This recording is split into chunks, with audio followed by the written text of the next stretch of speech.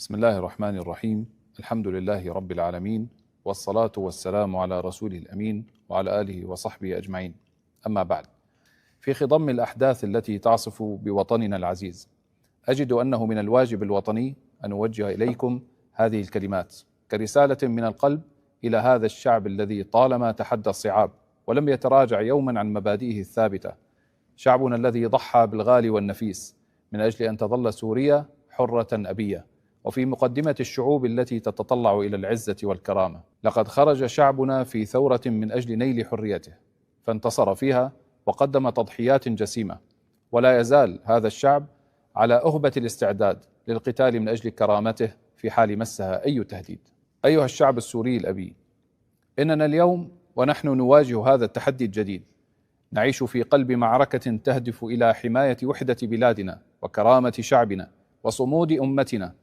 إن الكيان الإسرائيلي الذي عودنا دائما على استهداف استقرارنا وخلق الفتن بيننا منذ إسقاط النظام البائد يسعى الآن مجددا إلى تحويل أرضنا الطاهرة إلى ساحة فوضى غير منتهية، يسعى من خلالها إلى تفكيك وحدة شعبنا وإضعاف قدراتنا على المضي قدما في مسيرة إعادة البناء والنهوض.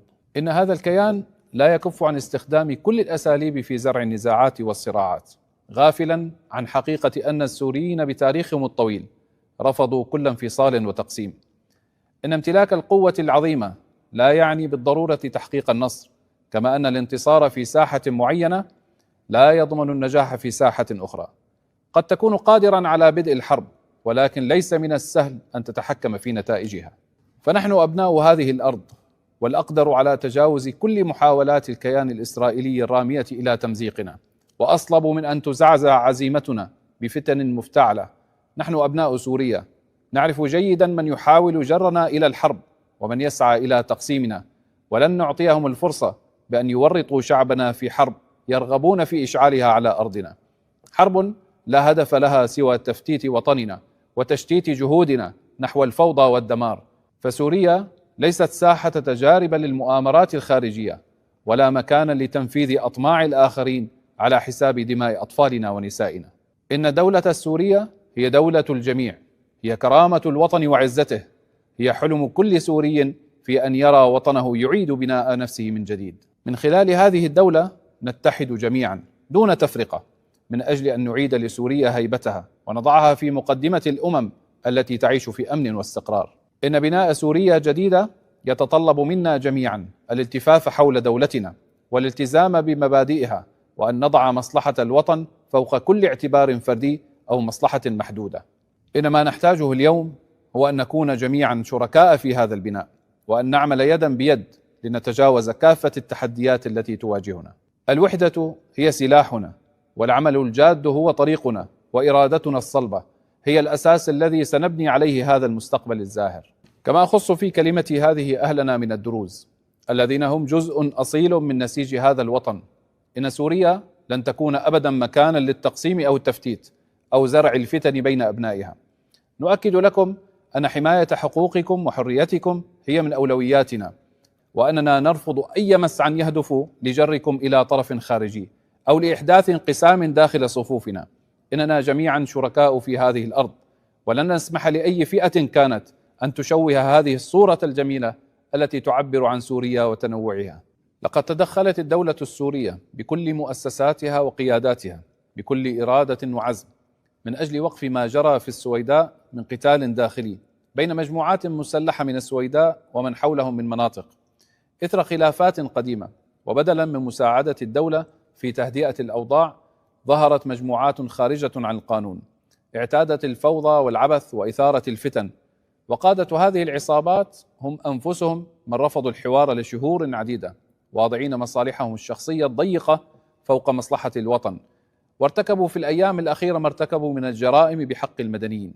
ورغم ذلك قامت وزارتا الدفاع والداخلية بتنفيذ انتشار واسع في محافظة السويداء في إطار جهودهما الحثيثة لضبط الأمن وإنهاء حالة التصعيد التي شهدتها المنطقة.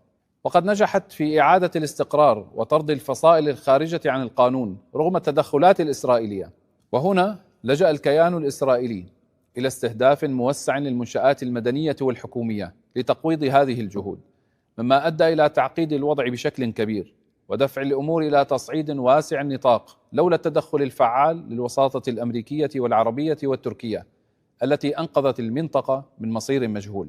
فكنا بين خيارين: الحرب المفتوحة مع الكيان الإسرائيلي على حساب أهلنا الدروز وأمنهم وزعزعة استقرار سوريا والمنطقة بأسرها، وبين فسح المجال لوجهاء ومشايخ الدروز للعودة إلى رشدهم وتغليب المصلحة الوطنية على من يريد تشويه سمعة أهل الجبل الكرام. فلسنا ممن يخشى الحرب، ونحن الذين قضينا أعمارنا في مواجهة التحديات والدفاع عن شعبنا، لكننا قدمنا مصلحة السوريين على الفوضى والدمار.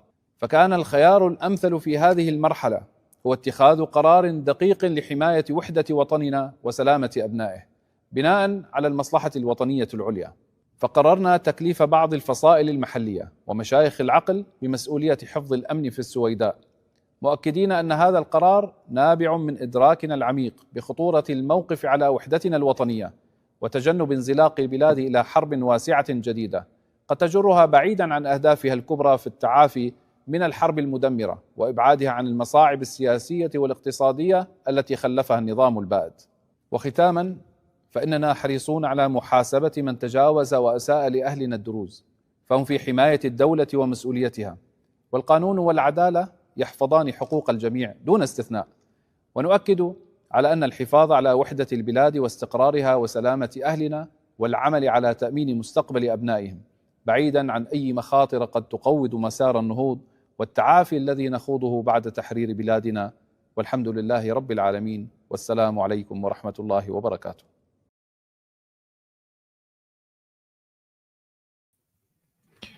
Hello, ladies and gentlemen, and welcome again to Syriana Analysis. I'm your host, Kevork Almassian. Thank you very much for tuning in to today's live streaming. And I apologize from all of you, those who are watching on YouTube, on Rumble, on Ganjin Word, for torturing you to listen and watch Abu Muhammad Julani's speech, which was televised and recorded, and he aired it and broadcasted it at 3 a.m. in the morning, allegedly to the Syrian people. And there are a few things that we have to address in this speech. And at the end of this stream, I'm going to tell you why Syria as we know it is gone.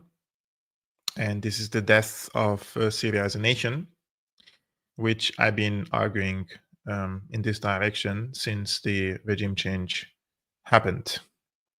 First things first, Julani, he spoke about the horrendous events unfolded in Asweda, pointing his fingers to outlawed militias and militants who, according to him, have committed crimes against the Druze community there. Personally, those who guys want to watch these videos, and I don't advise you to watch them, because there is no way back from, you cannot unwatch them, basically. And once your soul and spirit is broken after watching this type of content, there is no way back. You cannot really fix yourself. So those are the same type of crimes that any Al-Qaeda, ISIS affiliated, or one of these groups commit, usually, to their prisoners of wars, to the civilians, based on their ethnicity and their religion. So there is a long track record of these groups committing this type of heinous crimes against the religious and ethnic minorities in the region. And it turned out that the argument of the people like myself, which we said for a very long time, that these religious and ethnic minorities need protection, turned out to be true and not some Assadist talking point. Anyways, Julani, 4 months ago, unleashed his terrorist army against the Alawites in the coastal cities, killing thousands of Alawites. And 4 months ago, he appeared to the TV and promised an investigation. And he formed a committee. 3 months passed to the committee, which he allegedly set a deadline for them. And after 3 months, they have prolonged the deadline for another 3 months. And since March, we are March, May, June, July, 4 months.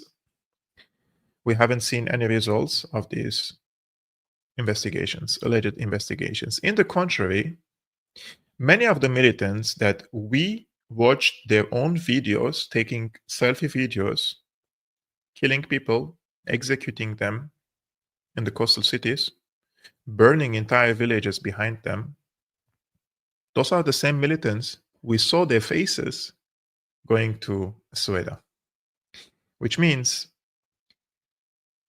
the people who committed genocide against the Alawites and ethnic cleansing against the Alawites in the coastal cities and Hama and Homs, they were not held responsible or accountable for their crimes. And not only that, because there is no investigation and there is no accountability in the Daeshistan and Takfiristan that Julani has created, those are the same ones who went to Sueda and committed similar crimes.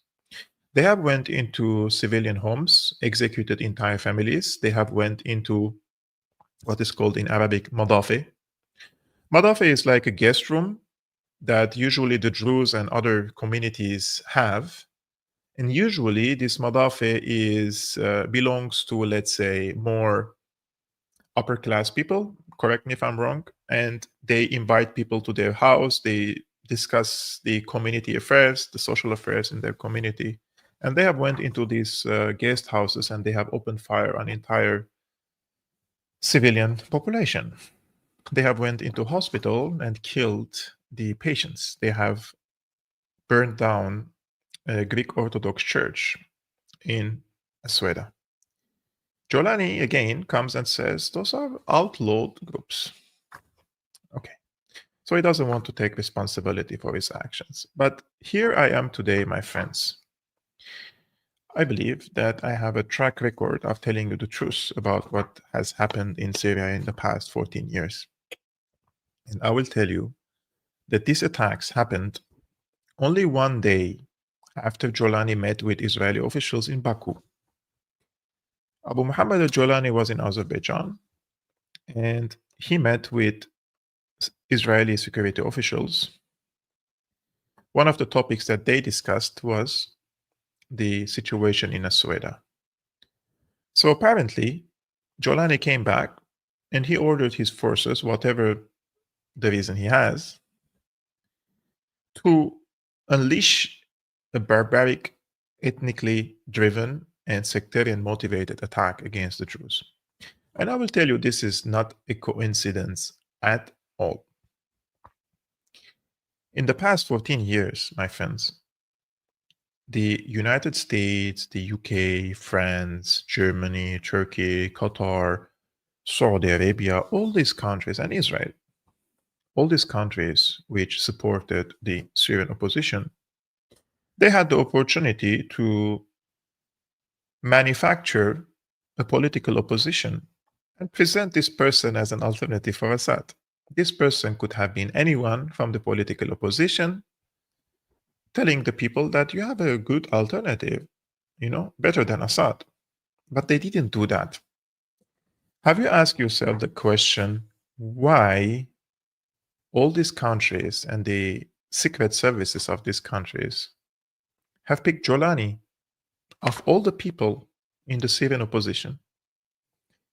If they don't want Assad, there were many people, personalities within and among the political opposition, but they have chosen Abu Muhammad al-Julani for a reason. Because Julani, as you remember, my friends, in December 2024, during the first streams after the regime change, I told you Julani is very useful for them because Julani comes with a mindset and an ideology of destruction. The ideology, the Takfiri ideology, my friends, cannot build a state. They can destroy a state, and they have done it. They have destroyed the Syrian state. And after they destroyed the Syrian state, they are destroying now the Syrian society, the Syrian fabric, the social fabric of Syria. The driving force behind the Takfiri groups is hatred, revenge, sectarian hatred, ethnic hatred, and it's endless. There is no limit for the violence they can commit. And They focused first on the Alawites because Assad was an Alawite. They came after the Shias, they came after the Kurds, they came after the Jews, and then they will come after the Christians for sure. There is no doubt about that. And when they finish everything, and if they finish the job, they will come after other groups in other countries. These people cannot not fight. Although, when Israel attacks them, they always have this beautiful argument that we're not in a position now to fight against Israel, but they always have the energy to fight against these ethnic and religious minorities. Did you ask yourself that question? Why? The answer to this question is, if you look at Julani and why he was selected to lead Syria during this transitional period, is exactly what Israel and the United States wanted. And that is to divide and balkanize Syria, ethnic and religious lines. Now, in the past few weeks, Tom Barak and other players in the region, they were trying to say, oh, federalism doesn't work. And we want to create one state, a nation state, one army. The Kurds have to join the Syrian military because some of the powers in the region, especially Qatar and Turkey, they have found an opportunity to establish themselves as a dominant power in Syria. Now, when the regime change happened, I told you Syria is now divided between spheres of influence. Israel on one hand, and Turkey and Qatar on the other hand. So the Turks and the Qataris, they thought they can establish a centralized state again, and they could have an upper hand over it because Julani is their man. And by establishing a centralized government, they could exert the sovereignty and authority of Julani over the rest of the regions, including in the Kurdish areas, in the Druze areas. So they wanted to get everything. Now, Israel met with Julani one day before he attacked, right? So Julani came, he thought that he could impose his sovereignty now over Asweda because there are minimum, let's say, agreements between him and Israel. Tom Barak is sending some positive signals in favor of Julani. So he got emboldened and he went into this conflict against the Jews. Now, what happens after this attack is that there is no way back from this. Now, 4 months ago, when Julani massacred the Alawites, nobody cared about them. And many people even said that they deserve what happened to them because Assad was an Alawite, right? But now, with the Druze, also, he repeated the same thing with other religious minority. There is no way back from this. Therefore, the scenario that there is going to be or there could be a centralized government, a non-federalized Syria, has vanished.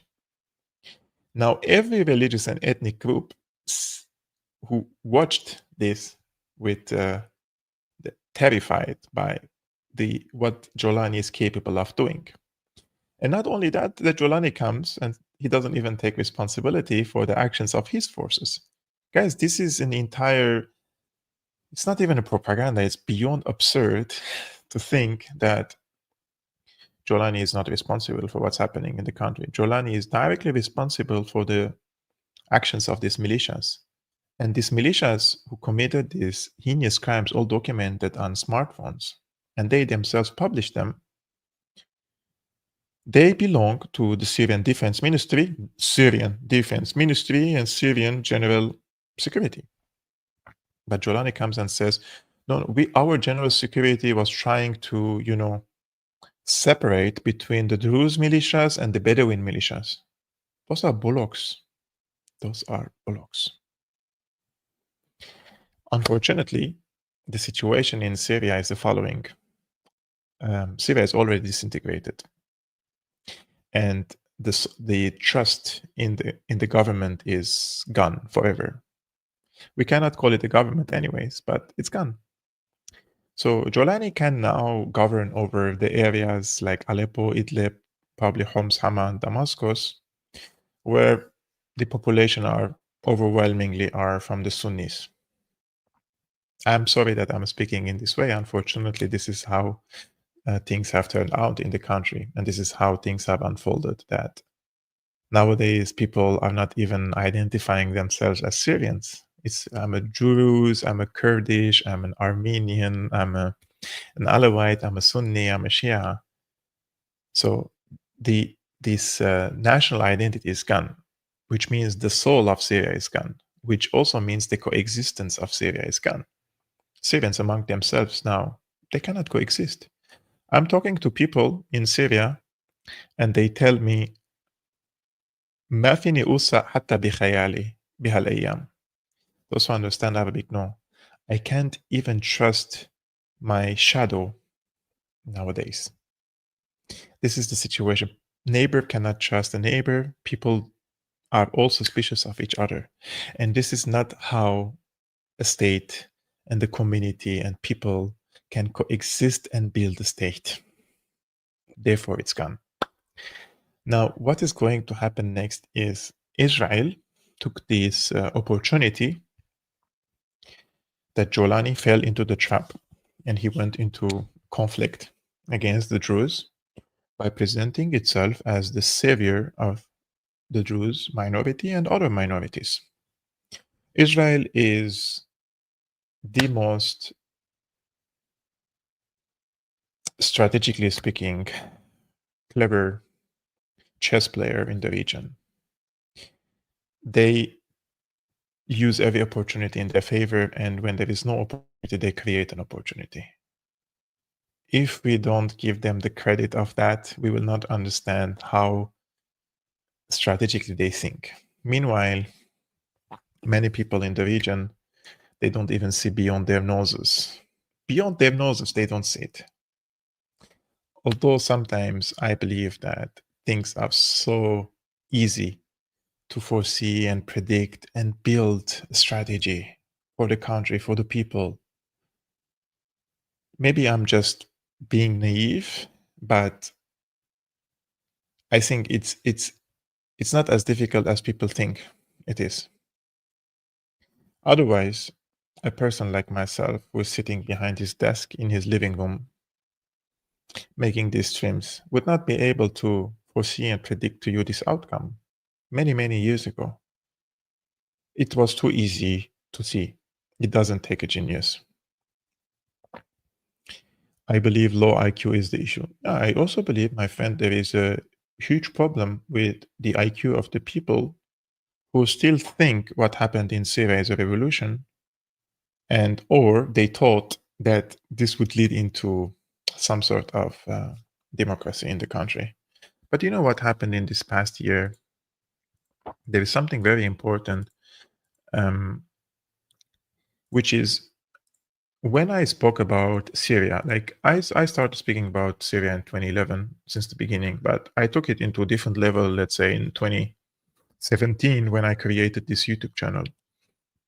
And since then, since they discovered my YouTube channel, I was targeted to brutal smear campaigns, right?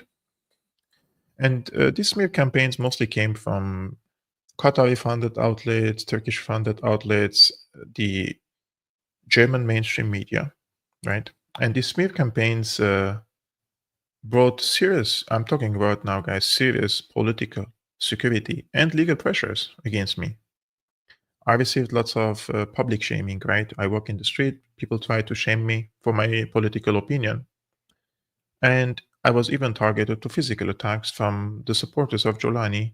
I'm talking about here in Europe, like wherever I go in Europe, Germany, Netherlands, Belgium, name it.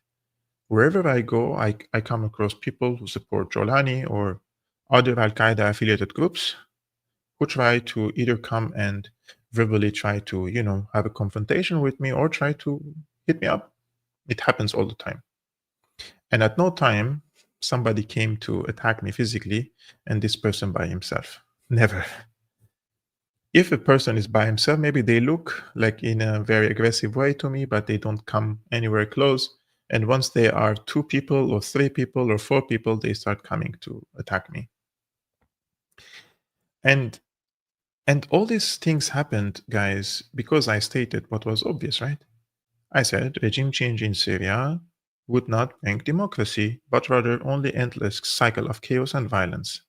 Well, you see that I was right, and the so-called experts on Syria like Charles Lister and the rest of the paid talking heads were wrong. But the difference is I paid the price, right? My physical and mental health suffered in the past. I was nearly deported back to Syria by the German government, where Julani's army would have killed me today after the regime changed. Have you ever thought about that? Right? They were too close from deporting me back to Syria, all because of my political opinion on this YouTube channel. Am I doing anything too radical? Too what is this? And none of them made a video or wrote an article saying Kevork was wrong. Kevork is lying. None of them. None of them came and proved that what I said or what I predicted or what I analyzed was wrong or I was lying. But all of them called me either a Shabir, which is a government thug. They called me an Assadist. So name calling, right? Which means they didn't have the correct argument to come and say, the document that Kevork has shown for the Defense Intelligence Agency or the email of Hillary Clinton or WikiLeaks or the statements that I brought and pile of evidence was wrong. Nobody came and proved that because they cannot do that, right? So they tried to smear you in this case.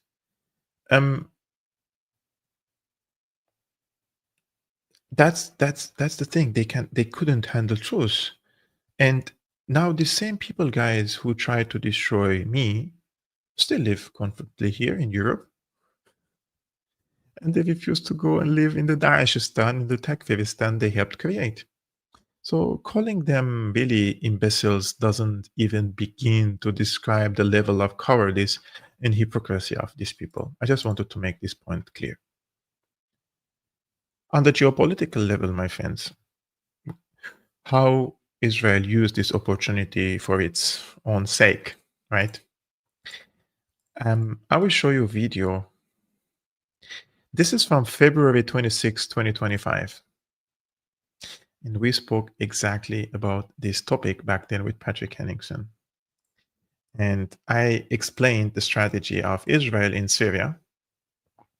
This is now coming into effect, basically. So this is what Israel is envisioning for Syria, right? From the Golan Heights, they would capture in Al Qunaytira, they would open with Sweda. I don't know how practical is this to open a joint truce with the Kurdish side corridor here, but since the Americans are stationed here in Al Taf border crossing, you would ask yourself the question, why were they stationed there for quite a long time? This could be the reason.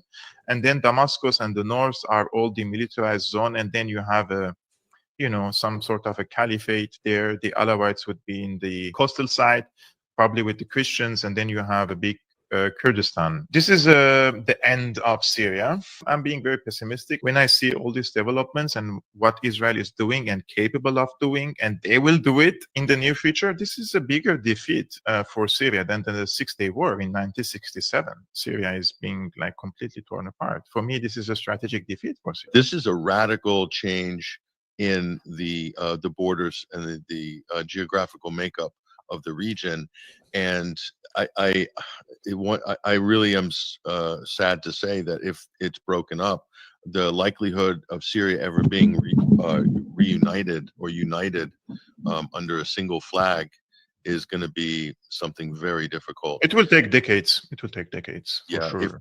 if at all. We see a new military corridors and paths have been cut through Syria, and with the target being Iran, and it's just hard to avoid that conclusion when you're looking at some of these maps. And it's really down to a question of money, and how much you can pay small disparate ethnic groups and religious demographics and small interest groups. You can pay them. If you can break up the country, pay them all off. They did this to Ethiopia. Look at the Horn of Africa, how it's changed in the last 20 years. They've partitioned Sudan. They've added Eritrea, Djibouti. They're working on Somalia partitioning or breaking up Somalia into 2 or 3 countries.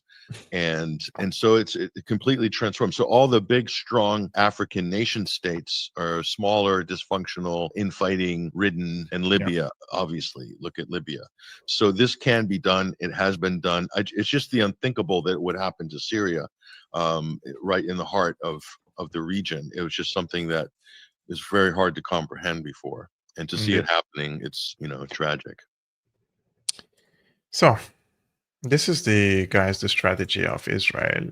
Also, our friend has explained Ibrahim Majid perfectly. I have hosted him a few days ago, and the stream went really well, and many people watched it. But this is how it's going to end up after this terrorist attack against the Druze community there.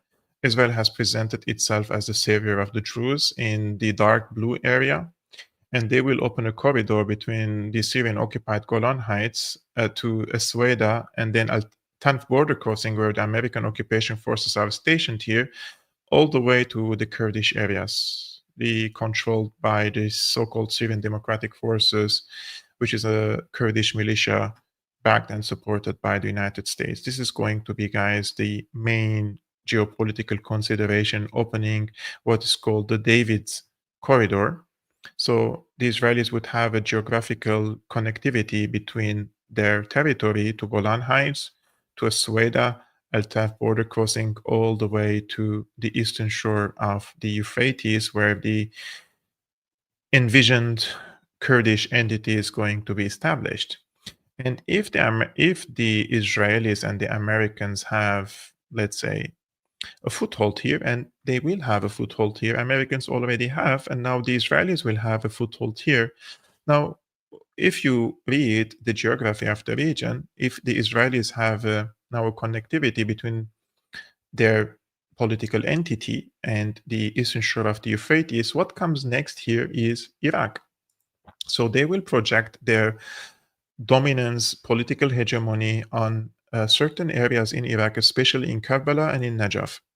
And those are mostly Shia populated areas, and they will project their intelligence might on this area. They will try to destabilize it for sure, because this is considered the human fuel of what used to be called the axis of resistance. And many of the PMU, Popular Mobilization Forces, for example, they all come from these areas. And by doing so, they will try to also divide Iraq as well. So the next target for sure, guys, if the Israelis, or when the Israelis open this corridor, it is going to be 100% Iraq. And I'm very pessimistic. And I think that when the Israelis, or if the Israelis succeed in this project, they will destabilize Iraq. They will divide it even further between ethnic and religious lines. They will connect the Syrian Kurdish area with the Iraqi Kurdish area. They will create other 2 states, like a Sunni state and a Shia state, and probably some of the Sunni parts of Iraq could go to another country. I don't know, but it's going to be very messy. And this means that the Israelis have moved one step further and in advanced position on the chessboard in their conflict with Iran. This is a win for Israel, 100%. This is how things are going to be. Our friend says, David's Corridor, the hidden axis behind Israel's expansion into Syria and Iraq. A new geopolitical corridor is quietly forming in the shadows of the Levant, connecting the occupied Golan Heights to southeastern Syria and extending toward the Iraqi border. Known as David's Corridor, this route is not merely a military passage, it is a strategic foundation of a much larger regional agenda. For Israel, expanding into Syria through this corridor is not a defensive maneuver, it is a calculated step toward redrawing the Middle East. David's Corridor represents the installation of a permanent Israeli foothold in the heart of the Arab world. It serves as a launchpad for the Greater Israel Project, an expansionist doctrine that envisions the fragmentation of neighboring states into smaller, divided, and weakened entities. Through control of this corridor, Israel is laying the ground for long-term influence over the region's geography and political future. Southern Syria, with its fractured sovereignty and foreign military presence, offers the perfect environment for this. Israel's increasing activity there, from activity there is not about repelling threats or defending the Druze minorities, but about setting the regional chessboard in its favor. Iraq, the next target, my friends. The expansion into Syria is not an end itself. In itself, the true strategic goal lies east in Iraq. Specifically, Israel seeks to penetrate the Shiite religious and political strongholds of Najaf and Karbala, which serves as central hubs of resistance to Israeli and Western influence in Iraq. Destabilizing these centers could shift the balance of power in Iraq and, by extension, the border resistance axis. I mean, just one thing that I don't agree with, I don't think there is a resistance axis anyways now. To do this, Israel relies on proxy forces, most notably ISIS remnants operating from the US-controlled Al-Tanf base. These groups, though ideologically different, serve one purpose: to ignite sectarian conflict and fracture Iraqi unity. I agree. With the corridor nearing the strategic tri-border area between Jordan, Iraq, and Syria, as you can see, guys, this Al-Tanf, this exactly here is the Jordanian border, and this is here Iraqi border. So it borders 3 countries, right? So with the corridor nearing the strategic tri-border area between Jordan, Iraq, and Syria, Israel will have the ability to funnel operatives, arms, and chaos across the Iraqi border with relative ease. Jordan's role, whether passive or complicit, provides Israel with a secure southern buffer, ensuring that its back remains protected while it destabilizes Iraq. Beyond the immediate impact on Syria and Iraq, David's corridor offers a critical advantage against Iran. Once operational, the corridor facilitates the following: air route access for intelligence and potential military strikes deeper into Iranian territory, underground intelligence collection with networks spreading from Syria into Iraq and possibly Western Iran, a platform to monitor and disrupt the resistance arc that runs from Tehran through Baghdad and Damascus to Beirut. I think this was the case before the regime change in Syria. There is no longer, anyways, a resistant arc that runs through Tehran to Baghdad to Damascus and Beirut. That is history. In short, controlling this corridor gives Israel unprecedented reach into enemy territory without directly launching a war. David's corridor is not just a tactical maneuver, it is a quiet but transformative step in a long-term regional agenda. By expanding into Syria and eyeing Iraq, Israel is seeking to rewrite the balance of power in the Middle East. With its proxies in place, its intelligence capabilities growing, and its corridor expanding, Israel is no longer just defending its borders, it is redefining them. I will just to prove the point, guys, that this is the plan. Things are working like a clock, unfortunately. So this is from Sky News. They just posted it today on their Arabic account. So, translate. The spiritual leadership of the Druze community in Syria demands the opening of roads toward the Kurdish control areas in the northeast of the country. So the spiritual leader of the Druze community is demanding like a corridor basically between their area and the Kurdish control areas. And once Israel opens a corridor with the Druze areas, then Israel will have a corridor with the Kurdish areas. It works like a clock. I really don't know what to say. I really don't know what to say, to be honest with you. I want to bite my finger. It was too obvious this is going to happen. It's too obvious. And unfortunately, as we say in Arabic, طلع شعر على لساني وأنا أحكي. Hair grown on my tongue by warning the people and telling the people, trying to wake up, especially the Syrian people. Hair grown up on my tongue. What are you guys doing? You're destroying your own nation, your own country. This is not about a regime. And then, sorry to say, idiots like this, there are probably millions of them now in Syria, like this guy, who come and say, focus on your country, Armenia, leave Syria alone. Like, my country is Syria. I didn't even come from Armenia, my friends. I mean, Armenians were Armenian presence in the Levant basically precedes the presence of the Islamic conquest, right? 2nd century BC, there was an empire between the Caucasus Sea and Caspian Sea and Jaffa. Akka, sorry, not Jaffa.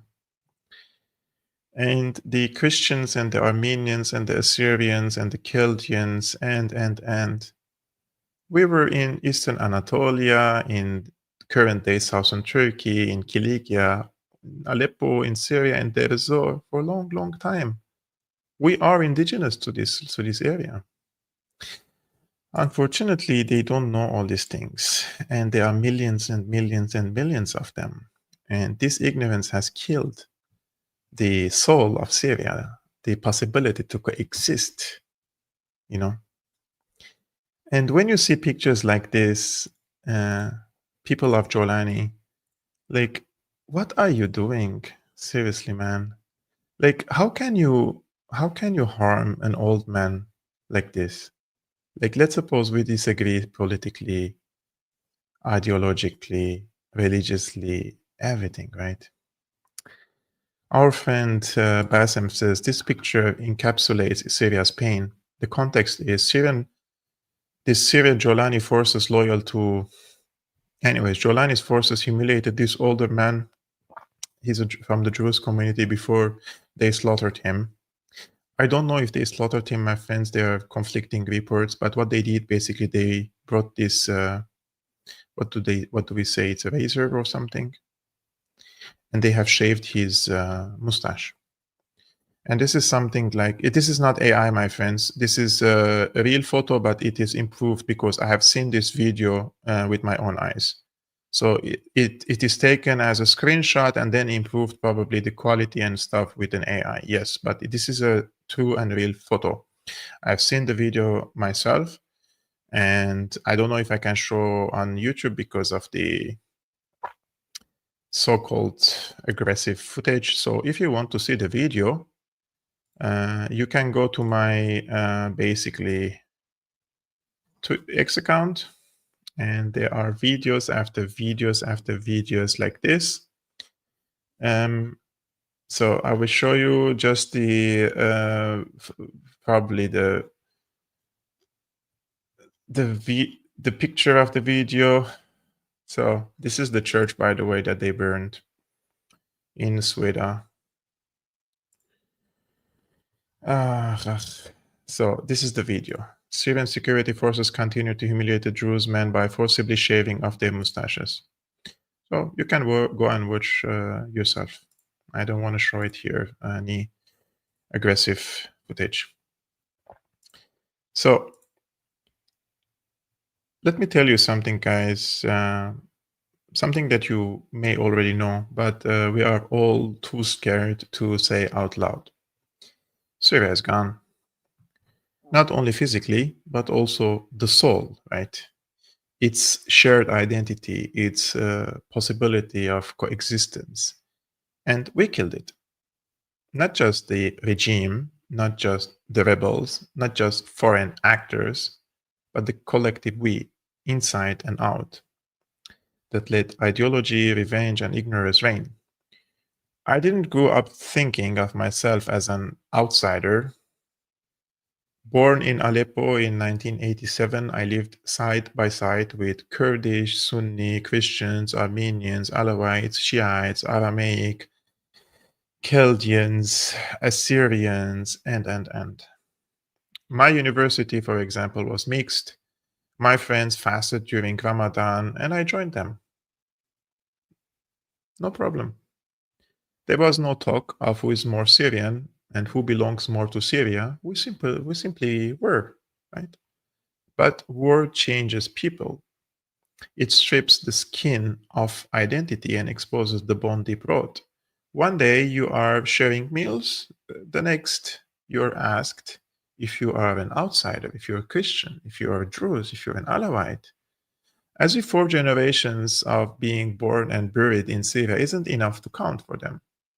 As if the jihadi from Chechnya, Uzbekistan, Tajikistan, Saudi Arabia who just crossed the border with a Kalashnikov, has a more claim to the country than I do. The violence wasn't just in the bullets or the bombings, it was in the shift. Friends turned strangers, neighbors turned jailers, minorities became bargaining chips in a war not of their making, demonized for alleged crimes they never committed. Take the Alawites, for example. A community now collectively punished, starved, and scapegoated.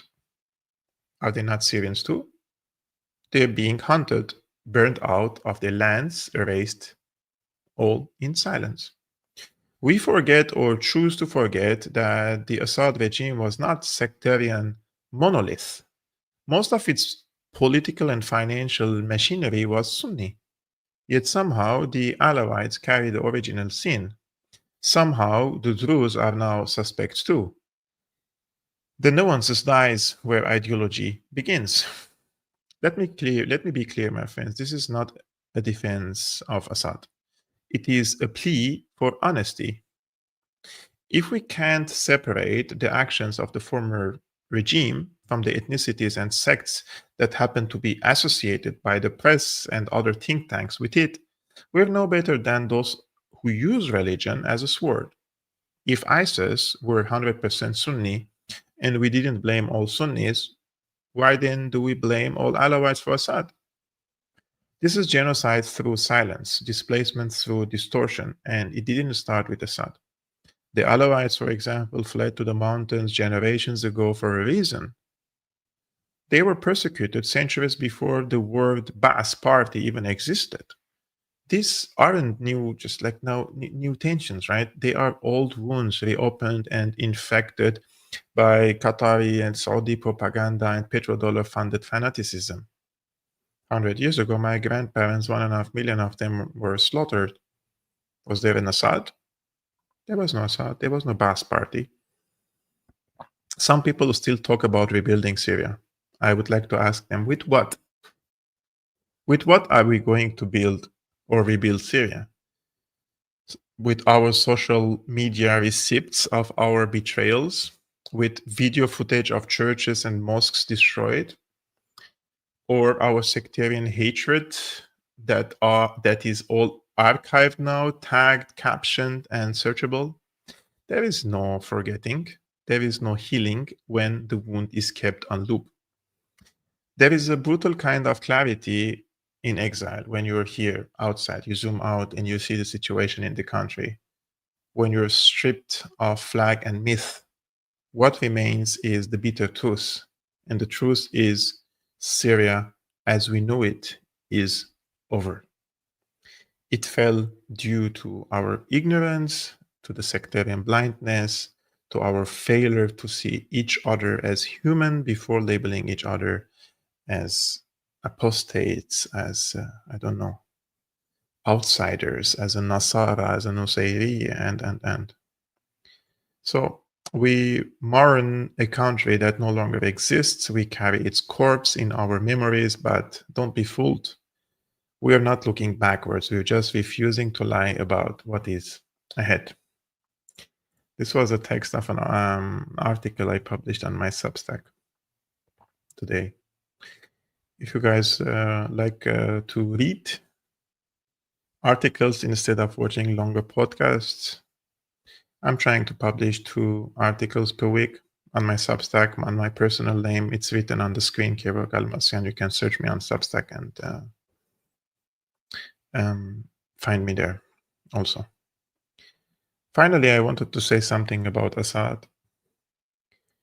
When the regime change happened and he flew to Moscow, and those who watched my videos, you know how much I was mad and angry at him. I criticized him for leaving, basically.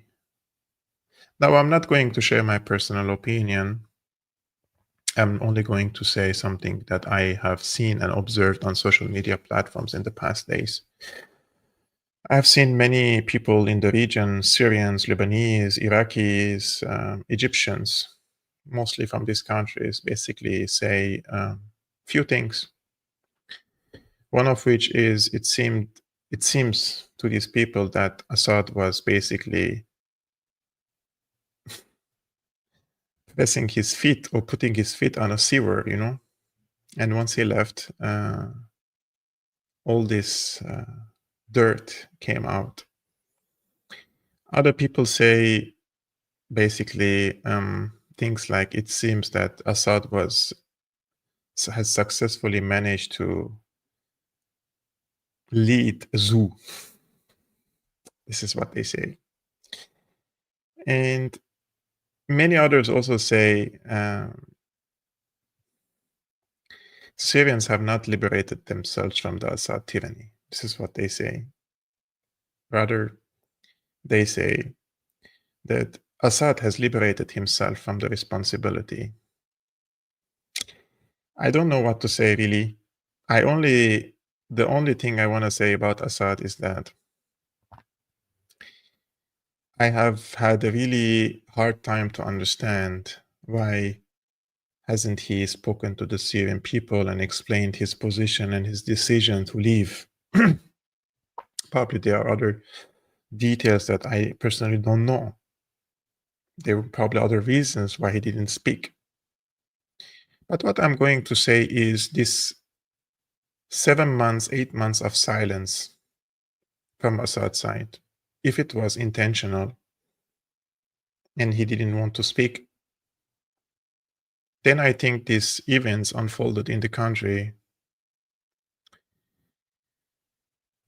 already answered all the questions. If Assad spoke to the press in December or January let's say December 2024 or January 2025, and tried to tell the people this could happen or this will happen, or warn the people about the brutality of the Julani regime and the people who support him, probably people wouldn't have believed him. Now that everything is happening in the country, I think he's sitting there now in Moscow, not saying a word to the press, to the public, to the Syrian people, but the message has been received to the people. People you don't need someone to tell you now.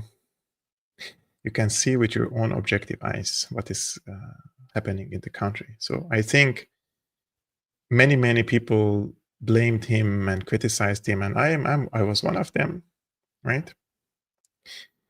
Now, when they see what's happening in the country and the destruction of the Syrian nation, the killing of the Syrian soul, the entire wiping out this coexistence between the Syrian society components, I think people understand now. I don't think that there is anyone with 2 functioning brain cells, anyone with the minimum sanity, who would find a hard time to understand what happened in the past 14 years. And I am proud to say that I really tried to do my best and tried to educate the people, try to open the eyes and the minds of the people. But if big portion of the people don't want to do that and reject to do that, well, unfortunately speaking, we paid a very huge price, and this demolition which happened in the country, we also paid the price. The people who were awake and we were warning, and there is no way back.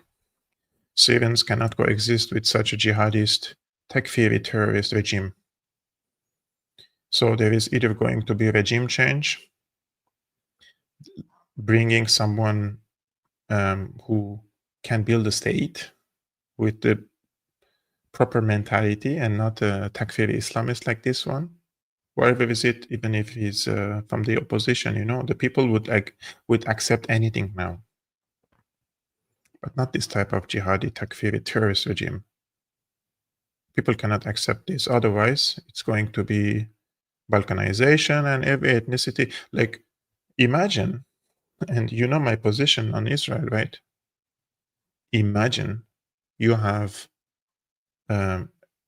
yesterday I watched few videos. There are people from Central Asia in Sweden, from Kazakhstan, from the Uyghurs. They're going to kill indigenous Syrian Druze people, right? And they're coming with their swords and they're killing people, executions. Imagine, just put yourself in the place of these people. And then Israel comes and presents itself as a savior. Will you accept that or not? You know how difficult it is when you're cornered in that situation, right? But these conditions were established, was so well calculated that they wanted for these conditions to prevail in the country, so the people would not even mind.